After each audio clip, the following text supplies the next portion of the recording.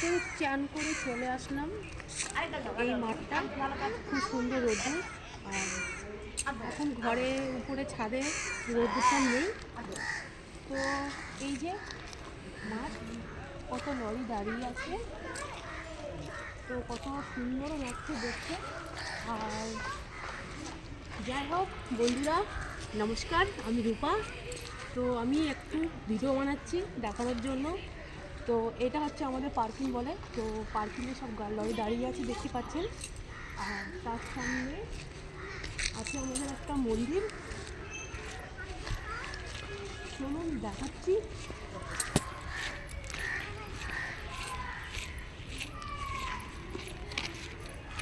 এই যে তো মন্দিরটা খুব সুন্দর। তো যাই হোক, এই যে মন্দির, তো যাই হোক এটা হচ্ছে শিব ঠাকুর আছে, ওখানে মহাদেব বসে আছে। তো হর হর মহাদেব, সবাইকে ভালো রেখো, আর যত সব দুঃখ কষ্ট আমার কপালে দিও, এটুকুনি বলবো। তো যাই হোক একটু ভিডিও করে নিলাম, চান করেছি। তো তার সামনে আছে আমাদের পাশে সিঁড়িঘাট আছে, নদী। তো দেখুন কত সুন্দর জায়গাটা দেখতে লাগছে।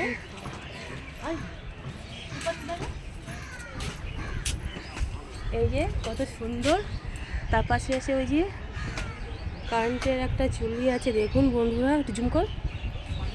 তো এইখানটায় সব মানুষজন মারা গেলে এখানেই পোড়ানো হয়। তো এটা ইসামতি নদী বলে। কত সুন্দর দেখতে লাগছে, নদীটা পরিষ্কারও আছে। আর তার সামনে আছে সিঁড়ি, তো সবাই চান করছে, অনেক মানুষ। তো চলুন আমরা যাই। খুব ভালো লাগছে বাইরে এসে, কেননা সবসময় তো ঘরেই থাকি। তো ভাবলাম একটু বাইরে একটু আসি। আর তার পাশে আছে আমাদের একটি গোয়াল, ওই গোয়ালের মধ্যেই দুটো গরু আছে।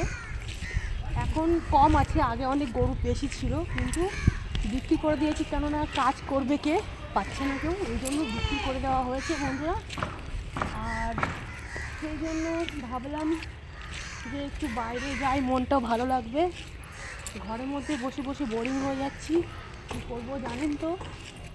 আর হচ্ছে আমার জীবনের কথা কি বলবো, আমি এখন বিন্দাস ঘুরে বেড়াচ্ছি বলতে, কেননা আমার জীবনে আর কিছু নেই, ওই জন্য ঘুরে ঘুরে বেড়াচ্ছি। আর কি করব, কিছু করার তো থাকে না। তো এই জায়গাটা দেখুন পুরো একদম ফাঁকা আছে এখন আপাতত, কিন্তু এটা পুরো ভরাট থাকে, কেন মাল লোডিং হয় তো ওই জন্য। আর হচ্ছে এইখানটাই মানুষজন কম আসে, অনেক লোকজন আসে, তার জন্য আমি এসেছি একটু ভিডিও করার জন্য। আর হচ্ছে তার পাশেও এদিকেও নদী, পুরো লম্বা, তো নদীটা অনেকটা বড়, অনেকটাই আছে, সেখান থেকে দেখা যাবে। দেখুন অনেকটাই লম্বা নদী আছে।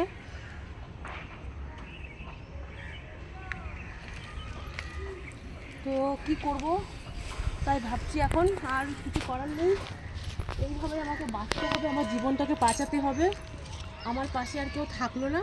আর সত্যি কথা বলতে, যাকে ভরসা করে বিয়ে করেছিলাম সে আমাকে ধোঁকা দিয়ে দিয়েছে। আজকে ধোঁকা দিয়েছে বলে আজকে আমি বাবা বাড়িতে পড়ে আছি। তো ভগবান ওদেরকে ভালো রাখুক, আমাকে খারাপ রাখুক, ওদের মনের আশা পূর্ণ হোক। কিন্তু ও আমার সাথে খুব কাজটা খারাপ করেছে। আমি তো আর তাদের জায়গা চিনতাম না, বা তাদের শহরও চিনতাম না। আমাকে এখান থেকে নিয়ে গেছে বলে আমি জায়গাটা চিনি। তো আজকে নিয়ে গেছে, আমার সাথে বেইমানি কাজ করলো, খুব ভালো কথা। তো ভগবান ওদেরকে ভালো রাখুক, আমি চাই না তোরা খারাপ হোক, ওদের সব কিছুই বরাবর ভালো থাকুক, এইটুকুনি আমার কামনা ভগবানের কাছে। এর থেকে আর বেশি কিছু বলার নেই, যে যাকে নিয়ে সুখে থাকে থাকুক।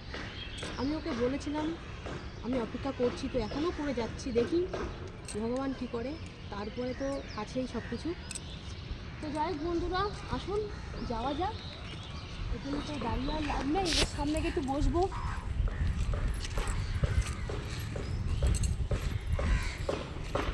তো এখনকার মতন এই পর্যন্তই থাক। আর হচ্ছে নেক্সট টাইমে ভালো আবার ভিডিও দেওয়ার চেষ্টা করব।